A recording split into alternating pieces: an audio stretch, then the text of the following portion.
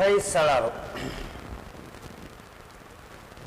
ಇವು ಒರಿಜಿನಲ್ ಕಲ್ಯಾಣಿ ಚಾಲುಕ್ಯರ ಸಾಮಂತರಾಗಿ ಅಧಿಕಾರಕ್ಕೆ ಬಂದಿರ್ತಾರೆ. ಇವರ ಮೂಲ ರಾಜಧಾನಿ ಸೊಸೆಯೂರ, ನಂತರ ಬರುವುದು ದ್ವಾರ ಸಮುದ್ರ ಅಥವಾ ಹಳೆಬೀಡು. ಅಂದರೆ ದ್ವಾರ ಸಮುದ್ರದ ಇನ್ನೊಂದು ಹೆಸರೇ ಹಳೆಬೀಡು, ಹಾಸನ ಜಿಲ್ಲಾದವರು. ಇವರ ರಾಜ ಚಿಹ್ನೆ ಏನದಂದ್ರೆ ಸಳ ಹುಲಿಯೊಂದಿಗೆ ಕಾದಾಡುತ್ತಿರುವ ಚಿಹ್ನೆ ಅದ. ಅಂದರೆ ಸಳನು ಹುಲಿಯನ್ನು ಕೊಲ್ಲುತ್ತಿರುವ ದೃಶ್ಯವೇ ಇವರ ಏನಂದ್ರೆ ರಾಜ ಚಿಹ್ನೆ ಸರ್. ಇಲ್ಲಿ ಒಂದು ಸಣ್ಣದ ಇತಿಹಾಸದ ಪ್ರಕಾರ ಏನು ಹೇಳ್ತದಂದ್ರೆ, ಚಿಕ್ಕಮಗಳೂರು ಜಿಲ್ಲೆಯ ಸೊಸೆಯೂರ ಎಂಬಲ್ಲಿ ಅಲ್ಲಿ ಶಶಕಪುರ ಎನ್ನುವುದರಲ್ಲಿ, ಶಶಕಪುರ ಎನ್ನುವ ಸ್ಥಳದಲ್ಲಿ ಸುಧಾತಾಚಾರ್ಯ ಎಂಬ ಜೈನ ಮುನಿಯೊಬ್ಬರು ಈ ಗುಹೆದೊಳಗೆ ಹೋಗಿ ಧ್ಯಾನ ಮಾಡ್ತಿರ್ತಾರೆ. ಧ್ಯಾನಕ್ಕೆ ಕುಳಿತಿರುವ ಗುಹೆಗೆ ಒಂದು ಹುಲಿ ಅನ್ನೋದಂದ್ರೆ ಪ್ರವೇಶ ಮಾಡ್ತದೆ. ಹುಲಿಯನ್ನು ಕಂಡು ಕೇಸಂದ್ರೆ ಆ ಸುಧಾತಾಚಾರ್ಯ ಜೈನ ಮುನಿಗಳು ಏನಂದ್ರೆ ತಮ್ಮನ್ನು ರಕ್ಷಣೆ ಮಾಡುವಂತೆ ಜನರಿಗೆ ಕೂಗಿ ಕರೀತಾರೆ. ಅಲ್ಲೇ ಸಮೀಪದಲ್ಲಿ ಹಾದು ಹೋಗುತ್ತಿರುವ ಸಳ ಆ ಧ್ವನಿಯನ್ನು ಕೇಳಿ ಗುಹೆದಾಗ ಹೋಗಿ ಹುಲಿಯೊಂದಿಗೆ ಕಾದಾಡಿ ಗುರುಗಳ ಪ್ರಾಣ ರಕ್ಷಣೆ ಮಾಡ್ಯಾರ. ಹಾಗಾಗಿ ಅವತ್ತಿನಡೆದು ಅವ ಆ ಭಾಗದಲ್ಲಿ ಏನದಂದ್ರೆ ನಾಯಕನಾದನು. ಅದೇ ಏನದಂದ್ರೆ ಚಿಹ್ನೆ ಹುಲಿಯೊಂದಿಗೆ ಸಳ ಕಾದಾಡುತ್ತಿರುವುದು ಅಂತೇಳಿ ಹೇಳ್ತೇವೆ ನಾವು. ಇಲ್ಲಿ ಜೈನ ಮುನಿಗಳು ಅಂದ್ರೆ ಈ ಮನೆತನದ ಸ್ಥಾಪಕನ ಗುರುಗಳು ಅಂದ್ರೂ ಇವರೇ ಹೇಳಬೇಕು. ಸುಧಾತಾಚಾರ್ಯ ಜೈನ ಮುನಿಗಳೇ ಈ ಹೊಯ್ಸಳ ಸಾಮ್ರಾಜ್ಯದ ರಾಜಗುರುಗಳು ಅಂದಂಗ. ಈ ವಂಶದ ಪ್ರಸಿದ್ಧ ದೊರೆ ಯಾರು ಅಂದ್ರೆ ವಿಷ್ಣುವರ್ಧನ. ಯಾವ ಶತಮಾನದಲ್ಲಿ ಅಂದ್ರೆ 12ನೇ ಶತಮಾನದಲ್ಲಿ ಅಧಿಕಾರ. ಈ ಮೊದಲಿನ ಸಂಖ್ಯಾಕ್ಕೊಂದು ಕೂಡಿಸಿದ್ರೆ ಶತಮಾನ ಸಿಗ್ತಾವ್ರಿ. ಹೊಯ್ಸಳರಿಗೆ ಮತ್ತು ಚೋಳರಿಗೆ ಪ್ರಾರಂಭದಿಂದ ಏನಂದ್ರೆ ಯುದ್ಧಗಳು ನಡೀತಾ ಇದ್ದು. ವಿಷ್ಣುವರ್ಧನ ಎನ್ನುವವನು ಏನಂದ್ರೆ ಈ ಗಂಗವಾಡಿ ಪ್ರದೇಶದಲ್ಲಿರುವ ಚೋಳರನ್ನು ಹೊರಹಾಕಿ ಅಲ್ಲಿ ಏನಂದ್ರೆ ತಲಕಾಡುಗೊಂಡ ಎಂಬ ಬಿರುದು ಹೊಂದುತ್ತಾನ. ಅಂದ್ರೆ ಕರ್ನಾಟಕದ ಪ್ರದೇಶದಿಂದ ಚೋಳರನ್ನು ಹೊರಹಾಕಿದ ವ್ಯಕ್ತಿನೇ ಯಾರು ಅಂದ್ರೆ ವಿಷ್ಣುವರ್ಧನ, ತಲಕಾಡುಗೊಂಡ ಬಿರುದು. ಆ ಚೋಳರ ಮೇಲಿನ ವಿಜಯದ ನೆನಪಿಗಾಗಿಯೇ ಇವರು ಬೇಲೂರಿನಲ್ಲಿ ವಿಜಯನಾರಾಯಣ ಅಥವಾ ಚನ್ನಕೇಶವ ದೇವಾಲಯ ಕಟ್ಟಿಸ್ತಾರೆ. ಒಂದು ತಲಕಾಡಿನಲ್ಲಿ ಏನಂದ್ರೆ ಕೀರ್ತಿನಾರಾಯಣ ದೇವಾಲಯ ಕಟ್ಟಿಸ್ತಾರೆ. ಎರಡೂ ದೇವಾಲಯಗಳು ಚೋಳರ ಮೇಲಿನ ವಿಜಯದ ನೆನಪಿಗಾಗಿ. ಬೇಲೂರಿನ ಚನ್ನಕೇಶವ ದೇವಾಲಯ ಏಕಕೂಟ ದೇವಾಲಯ. ಅಂದ್ರೆ ಮ್ಯಾಗ ಒಂದು ಶಿಖರದ, ಕೆಳಗೆ ಗರ್ಭಗುಡಿನೂ ಒಂದೇ ಅದ. ಅಂದರೆ ಇದು ಏಕಕೂಟ ದೇವಾಲಯವಾಗಿದೆ. ಅದೇ ಚೋಳರನ್ನು ಕಂಚಿಯವರೆಗೆ ಬೆನ್ನಟ್ಟಿಕೊಂಡು ಹೋಗಿರುವುದರಿಂದ ಕಂಚಿಗೊಂಡ ಎಂಬ ಬಿರುದನ್ನು ಹೊಂದುತ್ತಾನ ವಿಷ್ಣುವರ್ಧನ. ಅಂದರೆ ಕಂಚಿಗೊಂಡ ಎಂಬ ಬಿರುದು ಹೊಂದಿದ. ರಾಮಾನುಜಾಚಾರ್ಯರು ಏನದಂದ್ರೆ ಇವನ ಆಸ್ಥಾನಕ್ಕೆ ಭೇಟಿ ಕೊಡ್ತಾರ. ಯಾಕೆ ಅನ್ನೋದಕ್ಕೆ ಇಷ್ಟೇ ಕಾನ್ಸೆಪ್ಟ್ ತಿಳ್ಕೊಳ್ಳಿ. ತಮಿಳುನಾಡಿನಲ್ಲಿರುವ ಚೋಳರು ಶೈವ ಧರ್ಮದ ಅನುಯಾಯಿಗಳಂದರೆ ಶಿವನ ಆರಾಧಕರು. ಆ ಚೋಳರ ಸಾಮ್ರಾಜ್ಯದಲ್ಲಿ ಏನಂದ್ರೆ ರಾಮಾನುಜಾಚಾರ್ಯರು ವೈಷ್ಣವ ಧರ್ಮ ಪ್ರಚಾರ ಮಾಡ್ತಿರ್ತಾರೆ. ವಿಷ್ಣು ಮತ್ತು ಲಕ್ಷ್ಮಿಯನ್ನು ಪೂಜೆ ಮಾಡಿ ಮೋಕ್ಷ ಸಿಗ್ತದೆ ಅಂತೇಳಿ.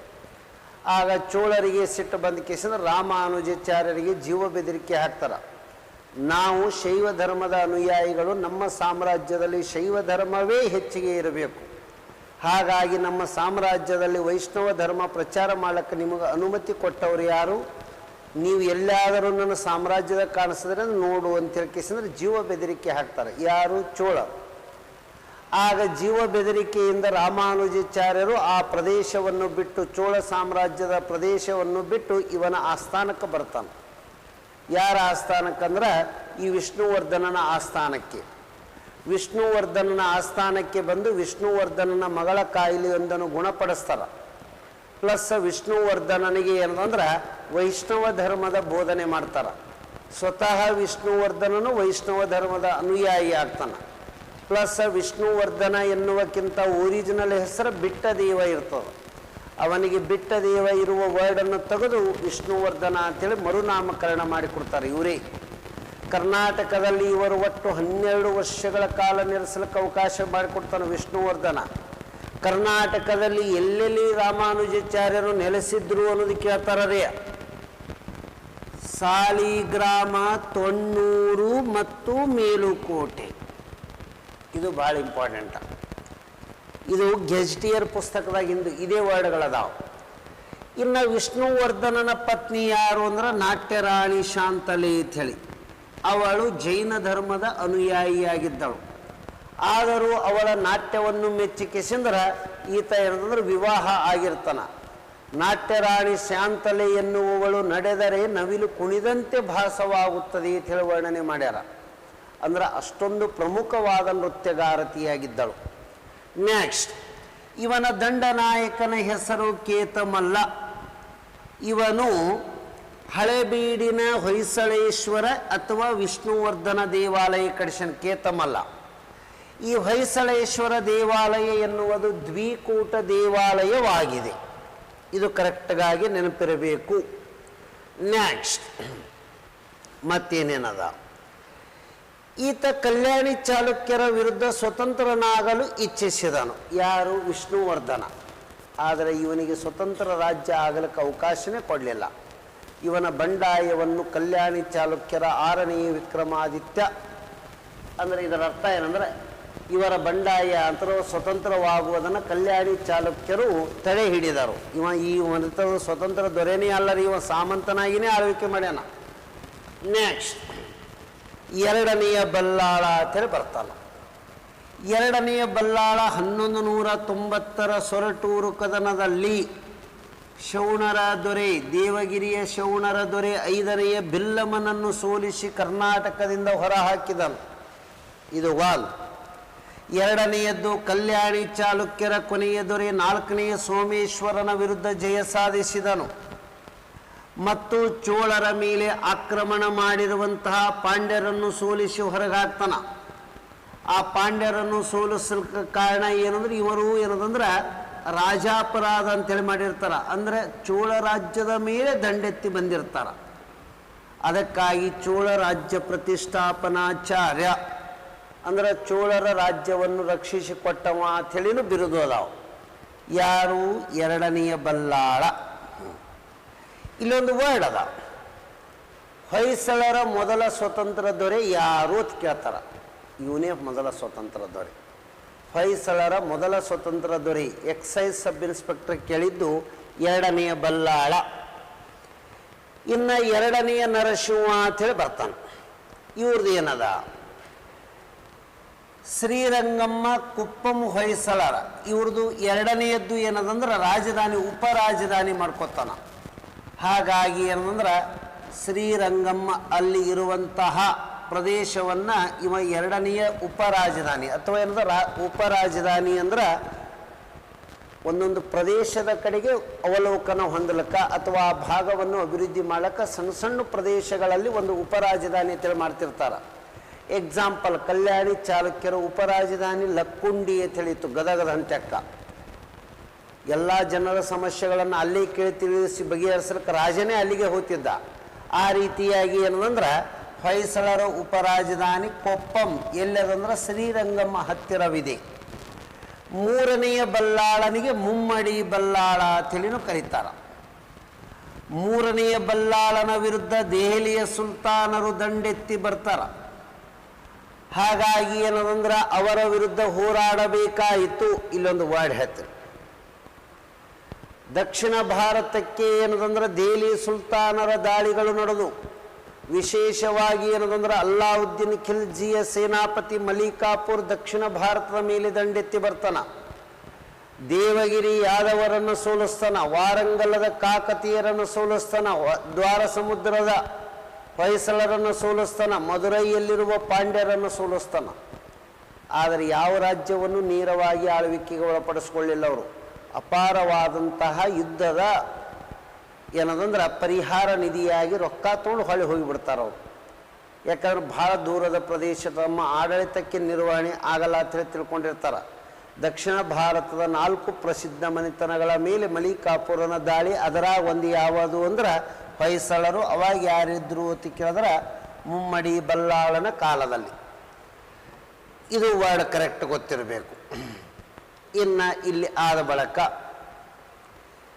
ಇವರ ನಂತರ ಯಾರು ಅಧಿಕಾರಕ್ಕೆ ಬರ್ತಾರ ಏನೋ ಒಂದು ವರ್ಡ್ ಇಲ್ಲಿ ಏನದಂದ್ರೆ, ಕರ್ನಾಟಕದಲ್ಲಿ ಹೊಯ್ಸಳರ ಅವಧಿಯನ್ನು ಶಿಲ್ಪಕಲೆಯ ಸುವರ್ಣ ಯುಗ ಎಂದು ಕರೆಯಲಾಗುತ್ತದೆ.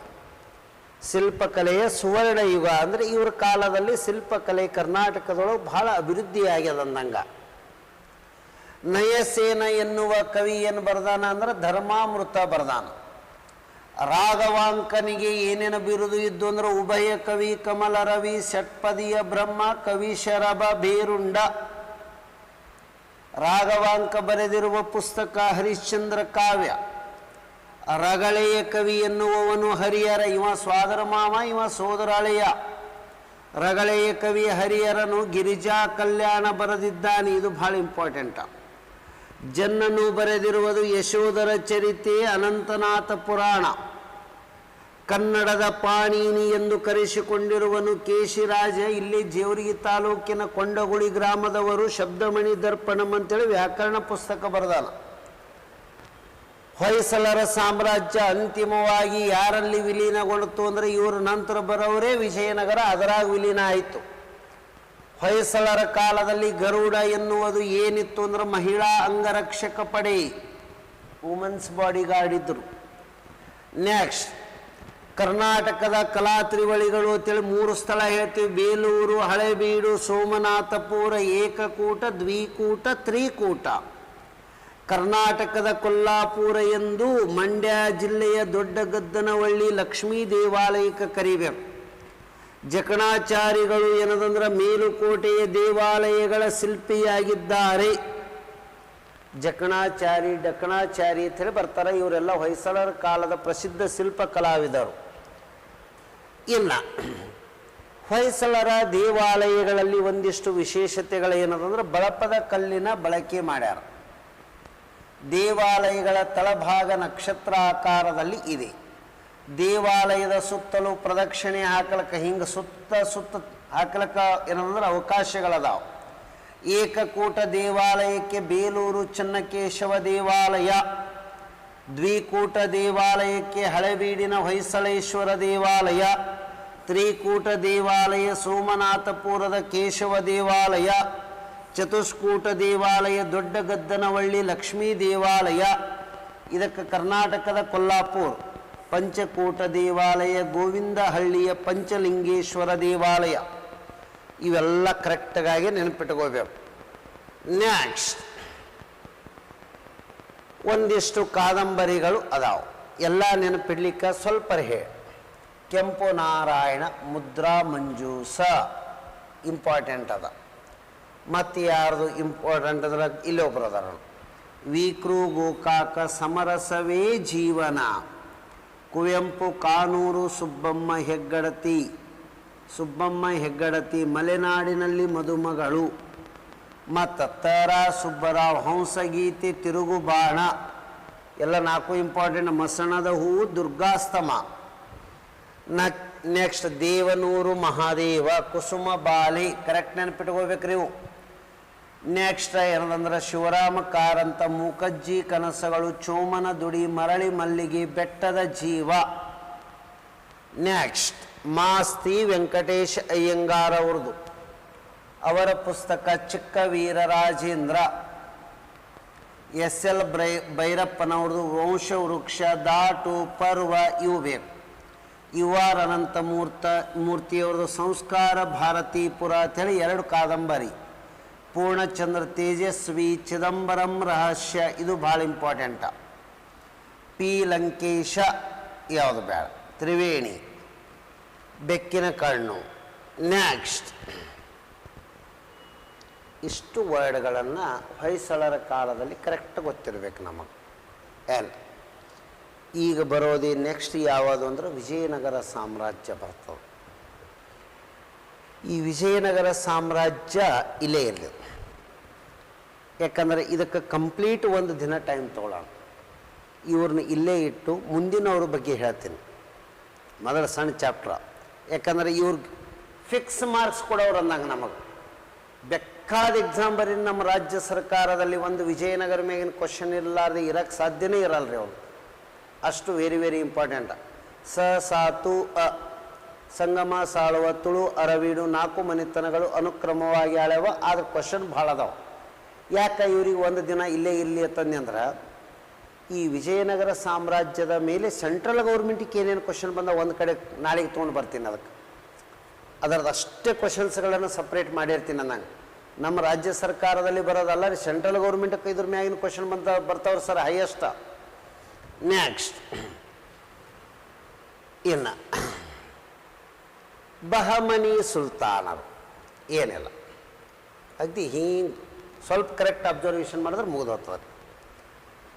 ಬಹಮನಿ ಸುಲ್ತಾನರು ವಿಜಯನಗರ ಸಾಮ್ರಾಜ್ಯ ಎರಡೂ ಸ್ಥಾಪನೆಯ ಆತವು. 1336ರಲ್ಲಿ ವಿಜಯನಗರ, 1347ರಲ್ಲಿ ಬಹಮನಿ ಸಾಮ್ರಾಜ್ಯ. ಎರಡೂ ಮನೆತನಗಳು ಸ್ಥಾಪನೆಗೊಂಡಾಗ ದೆಹಲಿ ಆಳುತ್ತಿದ್ದವರು ಮೊಹಮ್ಮದ್ ಬಿನ್ ತುಘಲಕ್. ಅದು ಕರೆಕ್ಟ್ ನೆನಪಿಟ್ಕೊಳ್ಳೋಣ. ಅಂದ್ರೆ ಉತ್ತರ ಭಾರತದ ದೆಹಲಿ ಆಳುತ್ತಿದ್ದಾಗ ಮೊಹಮ್ಮದ್ ಬಿನ್ ತುಘಲಕನ ಅವಧಿಯೊಳಗೆ ದಕ್ಷಿಣ ಭಾರತದಲ್ಲಿ 2 ಪ್ರಮುಖ ಸಾಮ್ರಾಜ್ಯ ರಚನೆಯಾದವು. ಬಹಮನಿಗಳ ಅತ್ಯಂತ ಪ್ರಮುಖ ಸಾಧನೆ ಏನ್ರಿ ಅಂತ ಕೇಳಿದ್ರೆ ಇಲ್ಲದ ನೋಡಿ. ಇವರು ದಕ್ಷಿಣ ಭಾರತಕ್ಕೆ ಇಂಡೋ ಸಾರ್ಸನಿಕ್ ಶೈಲಿಯನ್ನು ಪರಿಚಯ ಮಾಡಿದ್ದೇ ದೊಡ್ಡ ಸಾಧನೆ. ಏನು ಅಂದರೆ ಎಲ್ಲೇ ಒಂದು ಕಟ್ಟಡದಾಗ ಹಿಂಗೊಂದು ಗುಮ್ಮಟ ಅಥವಾ ಹಿಂಗೆ ಕಮಾನಗಳು ಇದ್ದು ಅಂದರೆ ಇವೇ ಇಂಡೋ ಸಾರ್ಸನಿಕ್ ಶೈಲಿ ಅಂದಂಗೆ. ಅದು ಯಾವುದೇ ಕಟ್ಟಡದಾಗ ಈ ರಚನೆ ಇತ್ತು ಅಂದ್ರೆ ಅದೇ ಶೈಲಿ ಅನ್ನಬೇಕು. ಈ ಮನೆತನದ ಸ್ಥಾಪಕರು ಯಾರು ಅಂತ ಕೇಳಿದ್ರೆ ಅಲ್ಲಾವುದ್ದೀನ್ ಹಸನ್ ಬಹಮನ್ ಶಹ ಗಂಗು. ರಾಜಧಾನಿ ಯಾವುದು ಅಂದ್ರೆ ಕಲಬುರಗಿ ಅಥವಾ ಗುಲ್ಬರ್ಗ. ಇದು ಫಸ್ಟ್. ಇನ್ನು ಈ ಮನೆತನದಲ್ಲಿ ಅತ್ಯಂತ ಪ್ರಸಿದ್ಧ ದೊರೆ ಯಾರು ಅಂದ್ರೆ ಫಿರೋಜ್ ಶಹ ಬಹಮನಿ. ಫಿರೋಜ್ ಶಾ ಬಹಮನಿನೇ ಈ ಮನೆತನದಲ್ಲಿ ಅತ್ಯಂತ ಪ್ರಸಿದ್ಧ ದೊರೆ ಇದೆ. ಇಲ್ಲೊಂದು ವರ್ಡ್ ಅದ ನೋಡಿ, ಸುರಹಿಂದ ಎನ್ನುವ ವಿದ್ವಾಂಸ ಇವನ ಆಸ್ಥಾನದಲ್ಲಿನೇ ಇದ್ದ. ಹಸನ್ ಗಿಲಾನಿ ಎನ್ನುವ ಇತಿಹಾಸಕಾರ ಇವನ ಆಸ್ಥಾನದಲ್ಲಿ ಇದ್ದ. ಹಸನ್ ಗಿಲಾನಿ ಇವನು ಇದೇ ಕಲಬುರಗಿ ಜಿಲ್ಲೆಯ ಸಮೀಪದಲ್ಲಿರುವ ದೌಲತಾಬಾದ್ ತೆಲೆ ಅದ, ಇಲ್ಲಿ ಒಂದು ಖಗೋಳ ವೀಕ್ಷಣಾಲಯ ಸ್ಥಾಪನೆ ಮಾಡಿದ್ದ. ಇಷ್ಟು ಮೊದಲು ಬೇಸಿಕ್ ಗೊತ್ತಿರಬೇಕು. IAS question. ಫಿರೋಜ್ ಶಹ ಬಹಮನಿ ವಿಜಯನಗರದವರ ಜೊತೆಗೆ ವೈವಾಹಿಕ ಸಂಬಂಧ ಬೆಳೆಸಿದನು. ಬೀಗರಾಗಿದ್ದರು. ಆ ಕಡೆಯಿಂದ ಅಂದರೆ ಈ ಕಡೆ ಇಬ್ಬರು ಎಲ್ಲೊಂದು ನೆಂಟಸ್ತ್ರ. ಇವ್ರ ಮಗನಿಗೆ ಅವ್ರ ಮಗಳನ್ನು ಕೊಟ್ಟು ವಿವಾಹ ಮಾಡಿ ಬೀಗರಾಗಿದ್ದರು. ಸರ್ ಹಾಗೆ ಹಂಗ್ರಿ ಏನದಂದರೆ ಇವರು ಇಸ್ಲಾಂ ಧರ್ಮದ ಅನುಯಾಯಿ, ಅವ್ರ ಹಿಂದೂ. ಆದರೂ ಇವರು ವಿಜಯನಗರದೊಂದಿಗೆ ವೈವಾಹಿಕ ಸಂಬಂಧ ಬೆಳೆಸಿದ್ದು ವಿಶೇಷ. ಯಾರು ಅಂದರೆ ಫಿರೋಜ್ ಶಹ ಬಹಮನಿಯ ಕಾಲದಲ್ಲಿ. ಅದು ಭಾಳ ಕರೆಕ್ಟಾಗಿ ನೆನ್ಪಿಟ್ಕೊಳ್ಳೋಣ. ಒಂದು ಹೋಮ್ವರ್ಕ್ ಕೊಡ್ತೀನಿ. ಏನದ ಅಂದ್ರೆ ರಾಯಚೂರು ಜಿಲ್ಲೆ ಲಿಂಗಸಗೂರು ತಾಲೂಕ ಮುದಗಲ್ಲ ಅಂತೇಳಿ ಊರದ. ಮುದಗಲ್ಲದಲ್ಲಿ ಒಬ್ಬ ಅಕ್ಕಸಾಲಿಗ ಇರ್ತಾನ. ಅಕ್ಕಸಾಲಿಗ ಅಂದ್ರೆ ಬಂಗಾರದ ಆಭರಣ ಮಾಡುವವನು. ಅವನಿಗೊಬ್ಬಕ್ಕೆ ಮಗಳಿರ್ತಾಳ. ಅವಳು ಎಷ್ಟು ಸುಂದರಿಯಾಗಿರ್ತಾಳಂದ್ರೆ ಅವಳು ನೀರು ಕುಡಿದ್ರೆ ಗಂಟ್ಲದಾಗ ಕಾಣಿಸ್ತದತ್ರಿ, ಅಷ್ಟೊಂದು ಸೌಂದರ್ಯವತಿ. ವರ್ಣನೆ ಹಂಗೆ ಮಾಡ್ತಾರ. ಹಾಗಾದರೆ ಆ ಸೌಂದರ್ಯವತಿಯನ್ನು ತಾವು ಪಡೆಯಲು ಈ ಕಡೆ ಫಿರೋಜ್ ಶಹ ಬಹಮನಿ, ಈ ಕಡೆ ವಿಜಯನಗರದ ಒಬ್ಬ ರಾಜ, ಇಬ್ಬರು ಲಗ್ನ ಆಗಲಕ್ಕೆ ಮುದಗಲಕ್ಕೆ ಬರ್ತಾರೆ. ಆ ಸೌಂದರ್ಯವತಿಯ ಒಬ್ಬಳ ಸಲುವಾಗಿನೇ 2 ಮನೆತನಗಳು ಹೋರಾಟ ಮಾಡಿಬಿಡ್ತಾವೆ ಮುದಗಲ ಕೋಟೆದೊಳಗೆ. ಅಕ್ಕಸಾಲಿಗನ ಮಗಳು ಏನದಂದ್ರೆ ಲಾಸ್ಟಿಗೆ ಯಾರನ್ನು ವಿವಾಹವಾಗಬೇಕಾಗ್ತಂದ್ರೆ ಫಿರೋಜ್ ಶಹ ಬಹಮನಿಗೆ ವಿವಾಹವಾದಳು. ಯಾಕಂದ್ರೆ ವಿಜಯನಗರದ ಆ ವ್ಯಕ್ತಿ ಸೋಲ್ತಾನ, ಡ್ಯಾಶ್ ಎನ್ನುವವರು. ಅಲ್ಲಿ ಯಾಕೆ ಸೋತ ಅನ್ನೋದಕ್ಕೆ ಕಾರಣ ಹುಡುಕ್ತಾರೆ ಅವರು ವಿಜಯನಗರದವರು. ಸೋಲಲಕ್ಕೆ ಕಾರಣ ಏನಂದ್ರೆ ಫಿರೋಜ್ ಶಹ ಬಹಮನಿಯ ಆ ಸೈನ್ಯದೊಳಗ ಇರಾನ್ ದೇಶದಿಂದ ಬಂದಿರುವಂತಹ ಇಸ್ಲಾಂ ಧರ್ಮದ ವ್ಯಕ್ತಿಗಳು, ಬಿಲ್ಲುಗಾರಿಕೆಯಲ್ಲಿ ನಿಪುಣನಾಗಿರುವಂತಹ ಸೈನಿಕರಿದ್ದರು. ಇವ್ರ ಕಡೆ ಬಿಲ್ಲುಗಾರರೇ ಇರಲಿಲ್ಲ. ಅವರು ದೂರ್ನಿತ್ಯ ಬಿಲ್ಲಿನಿಂದ ಹೊಡೆಯವರು. ಅವರು ಬಿಲ್ಲುಗಾರಿಕೆಯಲ್ಲಿ ನಿಪುಣ ಹೊಂದಿದವರು ಇರಾನದವರಿದ್ದರು, ಪರ್ಷಿಯಾದಿಂದ ತಂದವರಿದ್ದರು ಅವರು. ಹಾಗಾಗಿ ಏನಂದ್ರೆ ಇವರ ಆಸ್ಥಾನದಲ್ಲಿ ಅವಕಾಶ ಇರಲಿಲ್ಲ. ಯಾರ ಆಸ್ಥಾನದಾಗ ಅಂದ್ರೆ ವಿಜಯನಗರದಲ್ಲಿ. ಯಾವಾಗ ವಿಜಯನಗರದ ದೊರೆ ಸೋತ ಅವಾಗ ಒಂದಿಷ್ಟು ತನ್ನಲ್ಲಿ ಬದಲಾವಣೆ ಮಾಡ್ಕೋತಾನ. ರಾಜ್ಯದಲ್ಲಿ ಏನದಂದ್ರೆ ಮೊಟ್ಟ ಮೊದಲ ಬಾರಿಗೆ ಇಸ್ಲಾಂ ಧರ್ಮದ ಸೈನಿಕರನ್ನು ನೇಮಕ ಮಾಡ್ಕೊತಾನ. ಅವರಿಗಾಗಿ ಮಸೀದಿಗಳನ್ನು ಕಟ್ಟಿಸ್ತಾನ. ತನ್ನ ಸಿಂಹಾಸನದ ಪಕ್ಕದಲ್ಲಿ ಕುರಾನ್ ಇಟ್ಟು ಪೂಜೆ ಮಾಡಿಸ್ತಾನ. ಅಂದ್ರೆ ಅದಕ್ಕೆ ಒಂದು ಗೌರವವನ್ನು ಕೊಡ್ತಾನ. ಇವೆಲ್ಲ ವಿಜಯನಗರದಲ್ಲಿ ಬೆಳವಣಿಗೆ ಆಗಿದ್ದೆ ಮುದಗಲದ ಅಕ್ಕಸಾಲಿಗನ ಮಗಳ ಸಲುವಾಗಿ ಯುದ್ಧದೊಳಗೆ ಸೋತಿದ್ದಕ್ಕಾಗಿ. ಅಂದ್ರೆ ಫಿರೋಜ್ ಶಾ ಬಹಮನಿ ವಿಜಯನಗರದ ಡ್ಯಾಶ್ ಅರಸನ ಜೊತೆಗೆ ಮುದಗಲದ ಅಕ್ಕಸಾಲಿಗನ ಮಗಳಕ್ಕಾಗಿ ಹೋರಾಟ ಮಾಡಿದ್ದ ಅನ್ನೋದು ಗೊತ್ತಿರಬೇಕು. ಅದನ್ನು ನಾಳೆಗೆ ಹೇಳೋಣ ಸರ್, ಯಾರದಾರ ಅವರು ಅನ್ನೋದು. ಅಹ್ಮದ್ ಶಾ ಅಂತೇಳಿ ಇರ್ತಾನ. ಯಾರಿವರು ಅಹ್ಮದ್ ಶಾ ಅಂದ್ರ, ಇವ ತನ್ನ ರಾಜಧಾನಿಯನ್ನ ಬೀದರ್ಕ ಸ್ಥಳಾಂತರ ಮಾಡ್ತಾನೆ 1426. ಆದರೆ ಇಲ್ಲೊಂದು ಸಣ್ಣ ವರ್ಡ್ ನೆನಪಿಟ್ಕೋರಿ. ಅಹ್ಮದ್ ಶಾನಕ್ಕಿಂತ ಮೊದಲು ಒಬ್ಬ ಇರ್ತಾನ, ಅಲ್ಲಾವುದ್ದೀನ್ ಬಹಮನ್ ಶಹ. ಅಲ್ಲಾವುದ್ದೀನ್ ಬಹಮನ್ ಶಹ ಅನ್ನೋ ಒಬ್ಬ ಇರ್ತಾನ. ಅವನು ಎದುರಿಗೆ ಸುಮ್ಮ ಹೋಗೋರೇನು ಕರೆದ ಕಪಾಳ ಕೊಡಿತಿರ್ತಾನ. ಏನೋ ನನ್ನ ಮುಂದೆ ಹೋಗಿ ಎನ್ನಿ ಅಂಥೇಳಿ. ಅಂದರೆ ಇದರ ಅರ್ಥ ಪ್ರಜೆಗಳ ಮೇಲೆ ಅತಿಯಾದ ದಬ್ಬಾಳಿಕೆ ಹೊಂದಿರ್ತಾನೆ ಅವ ಅಲ್ಲಾವುದ್ದೀನ್ ಬಹಮನ್ ಶಾ. ಅದಕ್ಕೆ ಅಲ್ಲಾವುದ್ದೀನ್ ಬಹಮನ್ ಶಾನಿಗೆ ಒಂದು ಬಿರುದು ಇರ್ತದೆ, ಜನ ಕೊಟ್ಟಿರ್ತಾರ, ಜಾಲಿಮ್, ಕ್ರೂರಿ. ಅದು KS ಪ್ರೀವಿಯಸ್ ಕ್ವಶನ್. ಬಹಮನಿಯ ಸುಲ್ತಾನರಲ್ಲಿ ಯಾರನ್ನು ಜಾಲಿಮ್ ಎಂದು ಕರೆಯಲಾಗುತ್ತಿತ್ತು? ಅಲ್ಲಾವುದ್ದೀನ್ ಬಹಮನ್ ಶಾ. ಅವ್ರ ಮಗ ಅಹ್ಮದ್ ಶಾ. ಇವನು ವಿಶೇಷತೆ ನೋಡಿ. ಬಾಲ್ಯ ವ್ಯವಸ್ಥೆಯಿಂದ ಕಲಬುರಗಿಯಲ್ಲಿರುವ ಬಂದೇ ನವಾಜರ ಅನುಯಾಯಿಯಾಗಿ ಬೆಳೀತಾನ. ಅವರು ಸೂಫಿ ಸಂತರು. ಆ ಬಂದೇ ನವಾಜ್ ದರ್ಗಾ ಎಲ್ಲದ ಅಂದ್ರೆ ಕಲಬುರಗಿದಾಗ ಅವರ ಏನದಂದ್ರೆ ಒಂದು ಮಾರ್ಗದರ್ಶನ ಅಥವಾ ಪ್ರೀತಿ ವಾತ್ಸಲ್ಯದೊಳಗೆ ಬೆಳೀತಾನ. ಹಾಗಾಗಿ ಇವ ಹೆಸರಿಗೆ ರಾಜ ಇದ್ರೂ ಎಲ್ಲ ವಿಚಾರಧಾರೆಗಳು ಸೂಫಿ ಸಂತರ ಆಲೋಚನೆಗಳೇ ಇರ್ತಾವೆ. ಯಾಕಂದ್ರೆ ನಾವು ಬೆಳೆಯುವ ಪರಿಸರ ಯಾವುದಿರ್ತದೆ ಅದು ನಮ್ಮ ಮ್ಯಾಗ ಪರಿಣಾಮ ಬೀರ್ತದೆ. ಭಾಳ ಮಂದಿ ಹೇಳ್ತಿರ್ತಾರೆ, ತಂದೆಯಂತೆ ಮಕ್ಕಳು ಅಲ್ಲ, ಪರಿಸರದಂತೆ ಮಕ್ಕಳ ಬೆಳವಣಿಗೆ ಆಗುತ್ತದೆ. ಎಕ್ಸಾಂಪಲ್, 100 ಮಂದಿ ಸ್ವಾಮಿಗಳಲ್ಲಿ ಒಬ್ಬ ರೌಡಿಗೆ ಒಯ್ದು ಬಿಟ್ರು ಅವ 15 ದಿನ ಬಿಟ್ಟು ಓಂ ನಮ ಶಿವಾಯ ಅಲ್ಲೇಬೇಕು ರೌಡಿ. ಯಾಕಂದ್ರೆ ಆ ಪರಿಸರ ಅವನಿಗೆ ಅಂತಂದು ಸಿಕ್ಕಾಕ್ರೆ ಅವ ಆಟೋಮೆಟಿಕ್ ಚೇಂಜಸ್ ಆತಾನ. ಹೌದೋ ಇಲ್ಲ? ಇನ್ನು ಒಬ್ಬರನ್ನ ಸ್ವಾಮಿಗಳನ್ನು 100 ಮಂದಿ ರೌಡಿದಾಗ ಬಿಟ್ಟಕ್ರೆ ಆ ಪರಿಸರನೂ ಅವರಿಗೂ ಬರುವ ಸಾಧ್ಯತೆಗಳಿರ್ತಾವೆ. ನಾವು ಬೆಳೆಯುತ್ತಿರುವ ಪರಿಸರಗಳು ನಮ್ಮ ಮೇಲೆ ಪರಿಣಾಮ ಬೀಳುತ್ತವೆ. ಅದಕ್ಕೆ ಏನದಂದ್ರೆ ಡಾರ್ವಿನ್ ಇದರ ಮ್ಯಾಗ ಅಧ್ಯಯನ ಮಾಡಿನೇ ಹೇಳ್ಯಾನ. ಏನ್ರಿ? ನಿಸರ್ಗದ ಆಯ್ಕೆಯ ಸಿದ್ಧಾಂತ, the theory of natural selection. ನಾವು ಯಾವ ಪರಿಸರದಲ್ಲಿ ಇರ್ತೀವಿ ಆ ಪರಿಣಾಮಗಳು ನಮ್ಮ ಮ್ಯಾಗ ಬೀಳ್ತಾವ. ನಮ್ಮ ರೂಮೆಂಟ್ ಕಂಡಾಪಟ್ಟಿ ಓದಾವಿದ್ನಂದ್ರೆ ಅವನಂಗೆ ನಾವು ಓದಲಿಕ್ಕೆ ಪ್ರಯತ್ನ ಮಾಡ್ತೀವಿ. ನಮ್ಮ ರೂಮೆಂಟ್ ಸ್ವಲ್ಪ ಇಂಟೆಲಿಜೆಂಟ್ ಇದ್ನಂದ್ರೆ ಅವನಿಗೆ ಸೈಡಿಗೆ ಹಾಕ್ಲಿಕ್ಕೆ ನಾವು ಪ್ರಯತ್ನ ಮಾಡ್ತೀವಿ. ನಮ್ಮ ರೂಮೆಂಟ್ ಹಾಸ್ಕೊಂಡು ಹೊಚ್ಕೊಂಡು ಮುಕ್ಕೊಳ್ಳೋ ಇದ್ನಂದ್ರೆ ನಾವು ಗಂಟು ಕೊಟ್ಕೊಂಡು ಊರಿಗೆ ಹೋಗಿರ್ತೀವಿ. ಇಲ್ಲಿ ಮುಕ್ಕೊಳ್ಳೋದು ಅಲ್ಲಿ ಮುಕ್ಕೊಳ್ಳೋ ನಡೆಯುತ್ತೆ ಹೇಳಿ. ಯಾವಾಗಲೂ ನಮ್ಮ ಸ್ನೇಹಿತ ವರ್ಗ ಹೆಂಗಿರಬೇಕಂದ್ರೆ ನಮಗಿಂತ ವೇಗವಾಗಿ ಇದ್ದವರು ನಮ್ಮ ಫ್ರೆಂಡ್ಶಿಪ್ ಇರಬೇಕು. ಹಾಗಾಗಿ ಅವರು ನೋಡಿ ನಾವು ಇರೋದ್ರ ಬದಲಾವಣೆ ಆಗುವಂಥ ಸ್ನೇಹಿತರ ವರ್ಗಗಳನ್ನು ನಾವು ಹೊಂದಿರಬೇಕು ಅಂದಂಗೆ. ನೆಕ್ಸ್ಟ್ ಇಲ್ಲೊಂದು ಸ್ವಲ್ಪ ಅಬ್ಸರ್ವೇಷನ್.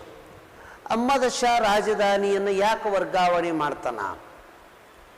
ಸರ್, ವಿಜಯನಗರದವರಿಗೆ ಮತ್ತು ಬಹಮನಿಗಳಿಗೆ ನಿರಂತರ ಸಂಘರ್ಷಗಳಿಗೆ ಕಾರಣ ಏನು ಅಂದ್ರೆ, ಇಲ್ಲಿ ವಿಜಯನಗರದ ಇಲ್ಲಿ ಇರದ ಬಹಮನಿಯದ ನಡ್ಬರ್ಕ ಇಲ್ಲಿ ರಾಯಚೂರು ದೋಹಬ್ ಪ್ರದೇಶ ಅದ. ಈ ಬಹಮನಿಗಳಿಗೆ ಸಮೀಪ ಕೃಷ್ಣಾ ನದಿ ಆಗ್ತದ, ಇಲ್ಲಿ ವಿಜಯನಗರಕ್ಕೆ ತುಂಗಭದ್ರಾ ನದಿ ಆಗ್ತದ.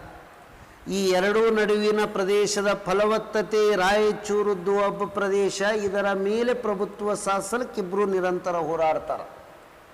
ಅದಕ್ಕಾಗಿ ಏನದಂದ್ರೆ ಇವ್ರ ಸಂಗಟ ಜಗಳನೇ ಬೇಡ, ಸುಮ್ಕಲೆ ತಿಳ್ಕಿಸಿದ್ರೆ ಅವನೇ ದೂರ ಹೋಗ್ತಾನ. ಯಾಕಂದ್ರೆ ಇವನಲ್ಲಿ ತಾಳ್ಮೆ ಸಹನೆ ಇರುವ ರಾಜ ಇದ್ದ. ರಾಜಧಾನಿಯನ್ನು ಕಲಬುರಗಿಯಿಂದ ಬೀದರ್ಕ್ಕೆ ಸ್ಥಳಾಂತರಿಸಿದವನು ಅಹ್ಮದ್ ಶಹ.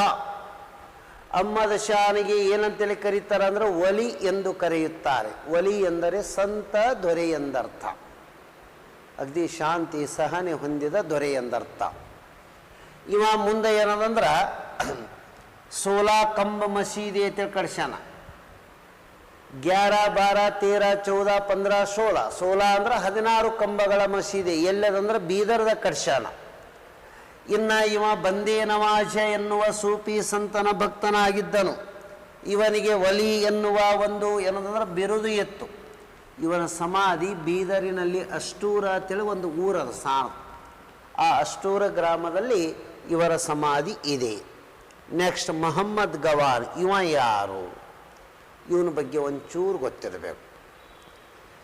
ಆ್ಯಕ್ಚುಲಿ ಮೊಹಮ್ಮದ್ ಗವಾನ್ ಯಾರು ಅಂದ್ರೆ ಪರ್ಷಿಯಾ ಅಂದ್ರೆ ಈಗಿನ ಇರಾನ್ ದೇಶದ ಗಿಲಾನಿಯಲ್ಲಿ ಜನಿಸಿದವನು.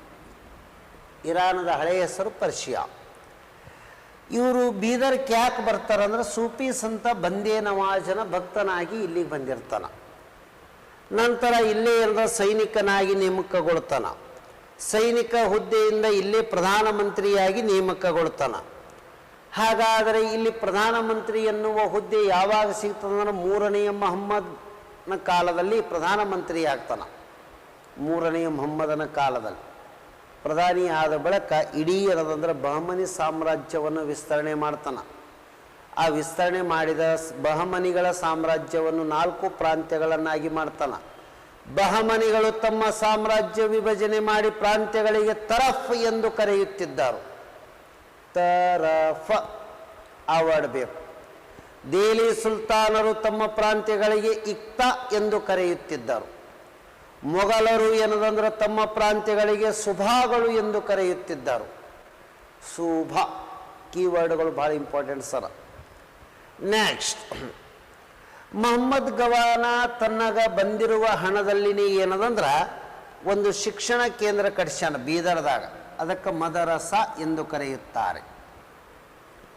ಇಸ್ಲಾಂ ಧರ್ಮದ ಶಿಕ್ಷಣ ಕೇಂದ್ರ ಅದು ಮದರಸ ಬೀದರಿನಲ್ಲಿ ಇದೆ ಮೊಹಮ್ಮದ್ ಗವಾನ್ದು. ಕಲ್ಕತ್ತಾದಲ್ಲಿ ಮದರಸ ಕಟ್ಟಿಸಿದವರು ವಾರೆನ್ ಹೇಸ್ಟಿಂಗ್ಸ್.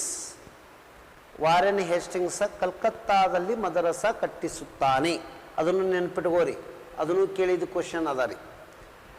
ನೆಕ್ಸ್ಟ್ ಇಲ್ಲಿ ಆದ ಬಳಿಕ ನೆಕ್ಸ್ಟ್ ಏನಾಗ್ತದಂದ್ರೆ ಬೀದರಿನಲ್ಲಿರುವ ಬಹಮನಿಗಳು 5 ಭಾಗಗಳಾಗಿ ತಮ್ಮ ಪ್ರದೇಶ ಹಂಚ್ಕೋತಾರೆ. ಅಪ್ಪನ ಆಸ್ತಿಯೊಳಗೆ ನಾವು 3 ಮಂದಿ ಅಣ್ಣ ತಮ್ಮರಿದ್ದೇವೆ ಅಂದ್ರೆ ನಾವು ಹಂಚ್ಕೋತೀವಲ್ಲ, ಹಾಗೆ ಇಲ್ಲಿನೂ ಡಿವೈಡ್ ಆಗ್ತಾರೆ 5 ಮಂದಿ. ಅಹಮ್ಮದ್ ನಗರದ ನಿಜಾಮ್ ಶಾಹಿ, ಬಿಜಾಪುರದ ಆದಿಲ್ ಶಾಹಿ, ಗೋಲ್ಕಂಡದ ಕುತುಬ್ ಶಾಹಿ, ಬೇರಾರಿನಲ್ಲಿ ಇಮಾದ್ ಶಾಹಿ, ಬೀದರಿನಲ್ಲಿ ಬರೀದ್ ಶಾಹಿ. 5 ಹೊಂದಿಸ್ಬೇಕು ತಾವು. ನೆಕ್ಸ್ಟ್ PSIಗೆ ಆಲ್ರೆಡಿ ಕೇಳಿದ್ದು. ಇಷ್ಟೆಲ್ಲ ಆದ ಬಳಿಕ ಬಿಜಾಪುರದ ಆದಿಲ್ ಶಾಹಿಗಳ ಬಗ್ಗೆ ಏನು ಬರ್ತಾವ ಕ್ವಶನ್ನ. ವಿಜಯಪುರದ ಆದಿಲ್ ಶಾಹಿ 1489ರಲ್ಲಿ ಸ್ಟಾರ್ಟ್ ಆಯಿತು ಮನೆತನ. ಯೂಸುಫ್ ಆದಿಲ್ ಶಾಹಿನೇ ಇದರ ಸ್ಥಾಪಕ. ಇವನ ಆಸ್ಥಾನಕ್ಕೆ ವರ್ತೇಮ ಎನ್ನುವ ಇಟಲಿಯ ಪ್ರವಾಸಿಗ ಭೇಟಿ ಕೊಟ್ಟಾನ. ಇದು ಇಂಪಾರ್ಟೆಂಟ್ ನೋಡಿ. ಯೂಸುಫ್ ಆದಿಲ್ ಶಾಹಿ ಆಸ್ಥಾನಕ್ಕೆ ಭೇಟಿ ಕೊಟ್ಟ. ಅವನ ನಂತರ ಇಸ್ಮಾಯಿಲ್ ಆದಿಲ್ ಶಾಹಿ ಅಂತೇಳಿ ಅಧಿಕಾರಕ್ಕೆ ಬರ್ತಾನ. ಇಸ್ಮಾಯಿಲ್ ಆದಿಲ್ ಶಾಹಿ ಆಸ್ಥಾನಕ್ಕೆ ಇರಾನ್ ದೇಶದ ರಾಯಭಾರಿಗಳು ಬಂದಿರ್ತಾರ. ಇನ್ನು ನೆಕ್ಸ್ಟ್ ಬರೋದೇ ಅಲಿ ಆದಿಲ್ ಶಾಹಿ. ಕಿಲ್ಲಿ ಅದ ನೋಡ್ರಿ. ವಿಜಯನಗರದ ಅಳಿಯ ರಾಮರಾಯ ಇವನಿಗೆ ದತ್ತಕ್ಕೆ ತೊಗೊಂಡಿರ್ತಾನೆ. ಸಣ್ಣ ಇದ್ದಕ್ಕನ್ನೇ ಇವರ ತಂದೆ ತಾಯಿ ಮರಣ ಹೊಂದಾನೆ, ಇವನಿಗೆ ದತ್ತಕ್ಕೆ ತೊಗೊಂಡಿರ್ತಾರೆ.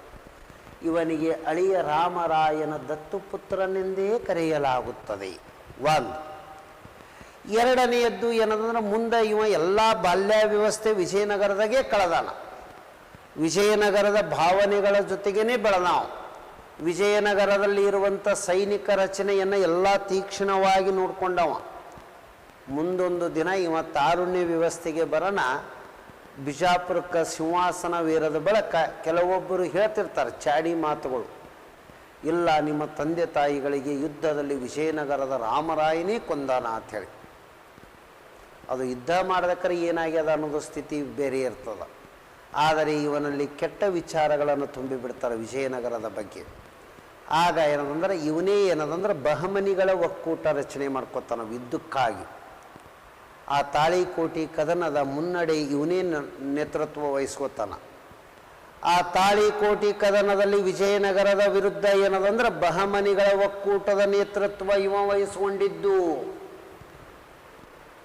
ಇವನ ಎದುರಿಗೆ ಇವನಿಗೆ ಸಾಕಿ ಬೆಳೆಸಿ ಇವನನ್ನು ತುತ್ತು ಮಾಡಿ ಅನ್ನ ತಿನ್ನಿಸಿರುವ ವಿಜಯನಗರದ ರಾಮರಾಯನು ಎದುರಿಗೆ ಬರಬೇಕಾಯಿತು. ಆಗ ವಿಜಯನಗರದ ರಾಮರಾಯನಿಗೆ ವಯಸ್ಸು 70 ವೃದ್ಧನಾಗಿದ್ದ. ಆದರೆ ಯುದ್ಧ ಮಾಡುವ ಛಲ ಇದ್ದರೂ ದೇಹದಲ್ಲಿ ಶಕ್ತಿ ಕಡಿಮೆ ಇತ್ತು. ತಂತ್ರಗಾರಿಕೆ ಹೊಂದಿದ್ದ, ಆದರೆ ಆಡಳಿತದ ಮೇಲೆ ಸಂಪೂರ್ಣ ಪ್ರಭುತ್ವಗಳನ್ನು ಕಳ್ಕೊಂಡಿದ್ದ. ಯಾಕಂದ್ರೆ ವಯಸ್ಸಾದ ಬಳಿಕ ಆಡಳಿತದಲ್ಲಿ ಚಟುವಟಿಕೆ ಕಡಿಮೆ ಆಗ್ತದೆ ಅಂದಂಗ. ಹಾಗಾಗಿ ಎದುರಿಗೆ ಏನಂದ್ರೆ ಬಹಮನಿಗಳ ಒಕ್ಕೂಟದ ನೇತೃತ್ವ ರಚನೆ ಮಾಡಿಕೊಂಡು ಯುದ್ಧಕ್ಕೆ ಆಹ್ವಾನ ಮಾಡ್ತಾನ.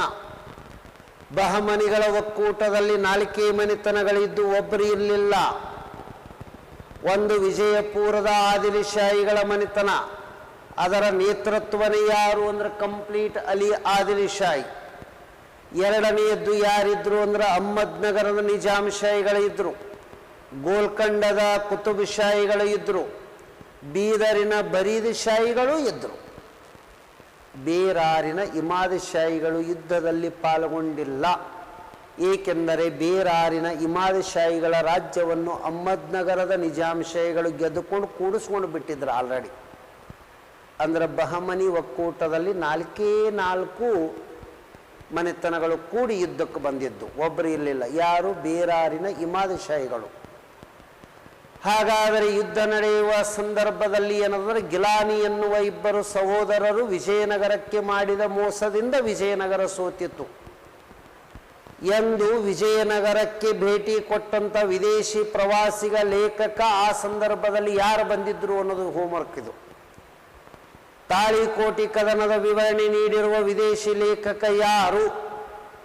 ಆ ಸಂದರ್ಭದಾಗ ವಿಜಯನಗರಕ್ಕೆ ಭೇಟಿ ಕೊಟ್ಟಂತಹ ವಿದೇಶಿ ಪ್ರವಾಸಿಗ ಯಾರಾಗಿದ್ರು ಅನ್ನೋದು ಬೇಕಾಗ್ತದೆ. ಕರೆಕ್ಟೇ?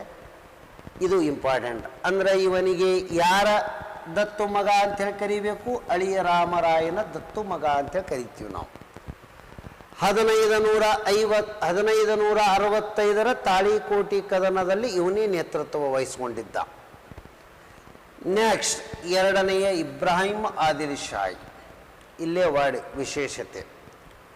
ಎರಡನೆಯ ಇಬ್ರಾಹಿಂ ಆದಿಲಶಾಹಿಯನ್ನು ಜನರು ಪ್ರೀತಿಯಿಂದ ಜಗದ್ಗುರು ಎಂದು ಕರೆಯುತ್ತಿದ್ದರು. ಅಕ್ಬರನ್ಕಿಂತ ಮುಂಚಿತವಾಗಿಯೇ ನೋಡಿವ, ಅಕ್ಬರನ್ಕಿಂತ ಮೊದಲೇರಿ ಇವ ಇದ್ದುದ್ದು. ಅಕ್ಬರನ್ಕಿಂತ ಮುಂಚಿತವಾಗಿ ಸರ್ವಧರ್ಮ ಸಮನ್ವಯ ನೀತಿ ಅನುಸರಿಸಿದ ಇಸ್ಲಾಮದ ಮೊದಲ ರಾಜ ಇವನೇರಿ. ಆಮ್ಯಾಗ ಅಕ್ಬರ್ ಬರ್ತಾನೆ. ತನ್ನ ರಾಜ್ಯದಲ್ಲಿ ಯಾವುದೇ ಧರ್ಮದವರಿಗೂ ಒಟ್ಟ ಏನಂದ್ರೆ ಭೇದ ಭಾವ ಇರಲಿಲ್ಲ. ವಿಜಾಪುರ ಎನ್ನುವುದು ಒಂದು ಇಷ್ಟು ಕೋಟೆ ಅದ. ಆ ಇಷ್ಟೇ ಕೋಟೆದೊಳಗೆ ಅವಾಗ 3 ಲಕ್ಷ ಜನ ಅನ್ಯೋನ್ಯವಾಗಿ ಬಾಳ್ತಾ ಇದ್ರತ್ತ. ಅಷ್ಟೇ ಜಾಗನಾಗ ಇಕ್ಕಟ್ಟಿನ ರೀತಿಯೊಳಗಿದ್ದರು ಎಲ್ಲ ಧರ್ಮದವರು. ಈಗ ವಿಜಾಪುರದಿಂದ 10 ಕಿಲೋಮೀಟರ್ ದ್ವಾರದಾಗ್ಯದಂದ್ರೂ ಜಗಳಾಡು, ಭಿನ್ನಾಭಿಪ್ರಾಯ, ಮನಸ್ತಾಪಗಳು ನಿರಂತರಗಳು ಕೇಳಿಸ್ತಾ ಇರ್ತಾವೆ. ಹೌದ್ರೆ? ಅಂದ್ರೆ ಇವನ ಕಾಲದಲ್ಲಿ ಸರ್ವಧರ್ಮ ಸಮನ್ವಯ ನೀತಿ ಇತ್ತು. ಒಂದು ಯಾವುದೇ ಧರ್ಮದವಿರಲಕ್ಕ ಇಂಟೆಲಿಜೆಂಟ್ ಇದ್ದಂದ್ರೆ ಅವನಿಗೆ ಅದಕ್ಕೆ ಸುಟೇಬಲ್ ಆದಂಥ ಹುದ್ದೆ ಕೊಟ್ಟು ಬಿಡ್ತಿದ್ದೀತ. ಯಾರು? ಎರಡನೇ ಇಬ್ರಾಹಿಂ ಆದಿಲಶಾ. ಇವನಿಗೆ ಜಗದ್ಗುರು ಎನ್ನುವ ಬಿರುದು.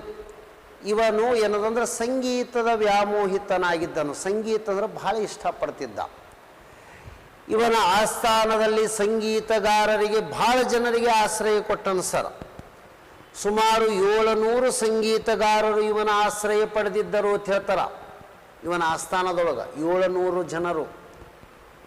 ತಾನು ಸ್ವತಃ ಸಂಗೀತದ ಕುರಿತು ಒಂದು ಪುಸ್ತಕನೇ ಬರೆದಾನ, ಕಿತಾಬ್ ಎ ನವರಸ, ಉರ್ದು ಕವಿತೆ.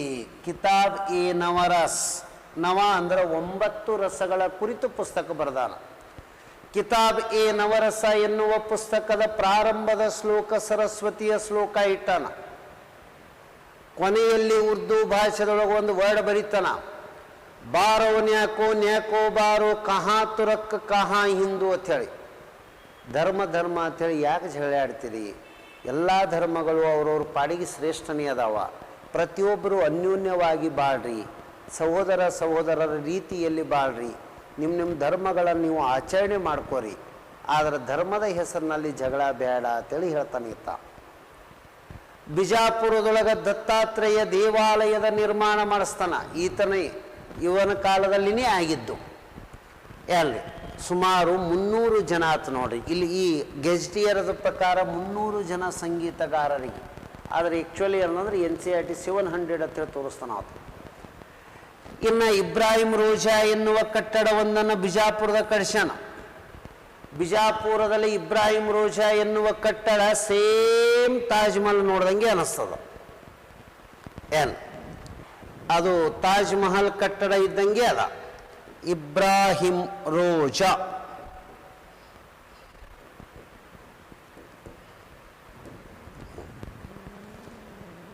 ಈ ಕಟ್ಟಡ ಬಿಜಾಪುರದಲ್ಲಿ ಕಟ್ಟಿಸಿದ್ದು. ಇದಕ್ಕೆ ದಕ್ಷಿಣ ಭಾರತದ ತಾಜ್ ಮಹಲ್ ಅಂತ ಹೇಳಿ ಕರೀತಾರೆ. ಈ ಕಟ್ಟಡದ ಮೇಲೆ ಬರೆದಾರ ಅಲ್ಲೇ, ನಾನು ಭೂಮಿಯಿಂದ ಕಟ್ಟುತ್ತಾ ಕಟ್ಟುತ್ತಾ ಮೇಲಕ್ಕೆ ಹೋದಂತೆ ಆ ಸ್ವರ್ಗವೇ ಕಂಡು ನನ್ನನ್ನು ನಾಚುವಂತೆ ಭಾಸವಾಗುತ್ತಿದೆ ಅಂತೇಳಿ. ನಾನು ಭೂಮಿಯಿಂದ ಕಟ್ಟುತ್ತಾ ಕಟ್ಟುತ್ತಾ ಮೇಲೇರುತ್ತಿದ್ದಂತೆ ಆ ಸ್ವರ್ಗವೇ ನನ್ನನ್ನು ಕಂಡು ನಾಚುವಂತೆ ಭಾಸವಾಗುತ್ತಿದೆ. ಅಂದ್ರೆ ಆ ಬಿಲ್ಡಿಂಗೇ ನಮಗೆ ಹೇಳ್ತದ, ನನಗೆ ಸ್ವರ್ಗದಕ್ಕಿಂತ ಚಂದ ಕಟ್ಟ್ಯಾರ ಅಂಥೇಳಿ.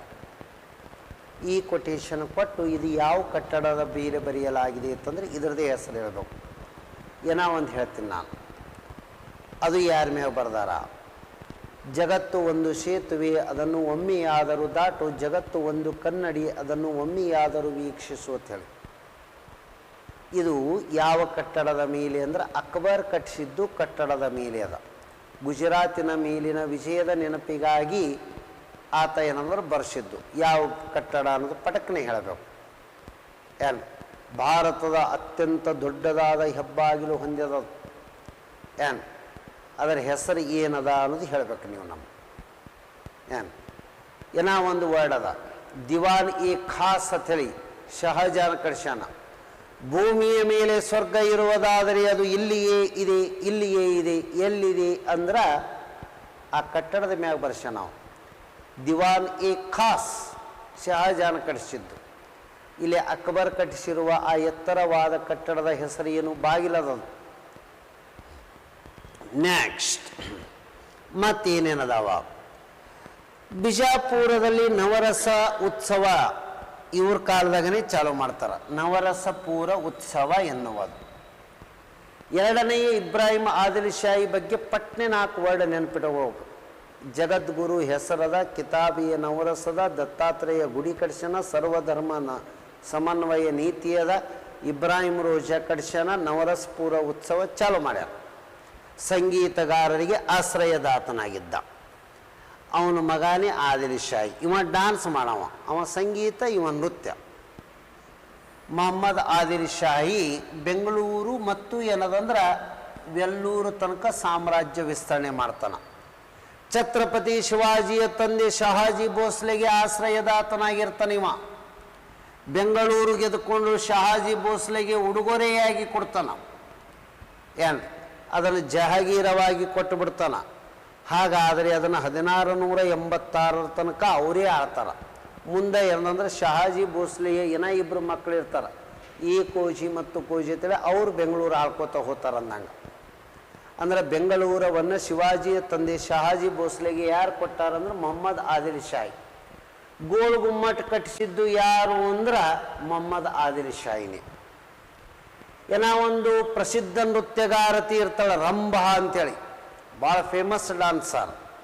ಅವಳು ವಿಜಯಪುರದ ಆದಿಲ್ ಶಾಹಿಗಳ ಆಸ್ಥಾನದಲ್ಲಿ ಇರ್ತಾಳೆ.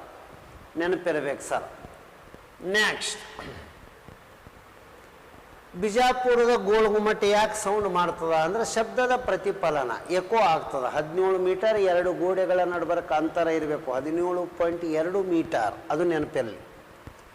ನೆಕ್ಸ್ಟ್ ಬರುವ ಪ್ರಮುಖ ಯಾರು ಅಂದ್ರೆ ಸಿಕಂದರ್ ಆದಿಲ್ ಶಾಹಿ ಅಂತೇಳಿ ಬರ್ತಾನೆ. ಇವನ ಕಾಲದಲ್ಲಿ ಔರಂಗಜೇಬ ದಾಳಿ ಮಾಡಿಕೆಸಂದ್ರೆ ಆದಿಲ್ ಶಾಹಿಗಳ ಆಳ್ವಿಕೆ 1686ರಲ್ಲಿ ಕೊನೆಗೊಳಿಸಲಾಗುತ್ತದೆ. ಇದು ಇಷ್ಟು ಬೇಸಿಕ್ ಗೊತ್ತಿರಬೇಕು. ಇನ್ನು ನಾವೊಂದು 2-3 ವಿಚಾರಗಳನ್ನು ಕೇಳಿರ್ತೀನಿ, ಇದಕ್ಕೆ ನೀವು ಆನ್ಸರ್ ಮಾಡಬೇಕು. ಅಹ್ಮದ್ನಗರದ ನಿಜಾಮ್ ಶಾಹಿಗಳ ಮಗಳು ಚಾಂದ್ ಬೀಬಿ ಅಂತೇಳಿ ಅದಾಳ. ಚಾಂದ್ ಬೀಬಿಯನ್ನು ವಿಜಯಪುರದ ಆದಿಲ್ ಶಾಹಿಗಳ ದೊರೆ ಲಗ್ನ ಆಗಿರ್ತಾನೆ. ಅದೇ ಚಾಂದ್ ಬೀಬಿನೇ ಅಹ್ಮದ್ನಗರದ ನಿಜಾಮ್ ಶಾಹಿಗಳ ವಿರುದ್ಧ ಹೋರಾಟ, ಸಾಮ್ರಾಜ್ಯ ರಕ್ಷಣೆ ಮಾಡಕ್ಕೆ ಅಕ್ಬರನ ವಿರುದ್ಧ ಹೋರಾಟ ಮಾಡ್ಯಾಳ. ಚಾಂದ್ ಬೀಬಿ ಅಕ್ಬರನ ವಿರುದ್ಧ ನಿಜಾಮ್ ಶಾಹಿಗಳ ರಾಜ್ಯ ರಕ್ಷಣೆ ಮಾಡಕ್ಕೆ ಹೋರಾಟ ಮಾಡಿದವಳು. ಬಿಜಾಪುರದ ಆದಿಲ್ ಶಾಹಿಗಳಿಗೆ ಲಗ್ನ ಆಗಿದ್ದು. ಹಾಗಾದರೆ ಅವಳ ಪತಿಯ ಹೆಸರೇನು? ಚಾಂದ್ ಬೀಬಿ ಯಾರ ಪತ್ನಿಯಾಗಿದ್ದಳು? ಇದು ಭಾಳ ಇಂಪಾರ್ಟೆಂಟ್ ಕ್ವಶನ್. ನಾವು ಕ್ರಿಯೇಟ್ ಹಂಗೆ ವಿಚಾರ ಬರಬೇಕ್ರಿ.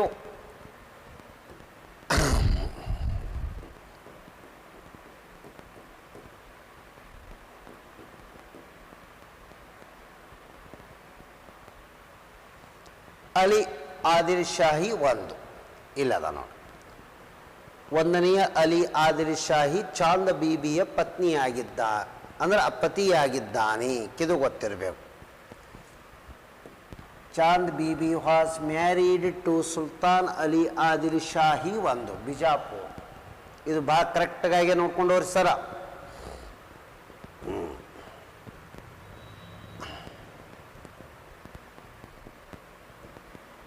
ನೆಕ್ಸ್ಟ್, ಇನ್ನು ಬಿಜಾಪುರ ಬಗ್ಗೆ ಮತ್ತೇನೇನು ಗೊತ್ತಿರಬೇಕು? ಮಲಿಕ್ ಎ ಮೈದಾನ ತೋಪವೆಲ್ಲಿದೆ? ಬಿಜಾಪುರ. ಯಾರೋ ಕೆಂಪು ಕೋಟೆಯ ಮೇಲೆ ತಿಳಿ ಬರ್ತಾರಲ್ಲ, ಇಬಾದತ್ ಖಾನ್ ತಪ್ಪ, ಬುಲಂದ್ ದರ್ವಾಜ್ ಕರೆಕ್ಟ್. ಜಗತ್ತು ಒಂದು ಸೇತುವೆ, ಅದನ್ನು ಒಮ್ಮೆಯಾದರೂ ದಾಟು. ಜಗತ್ತು ಒಂದು ಕನ್ನಡಿ, ಒಮ್ಮೆಯಾದರೂ ವೀಕ್ಷಿಸು ಬುಲಂದ್ ದರ್ವಾಜ್.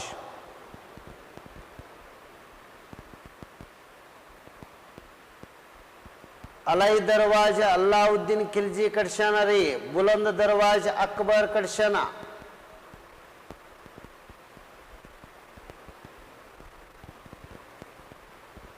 ನೆಕ್ಸ್ಟ್,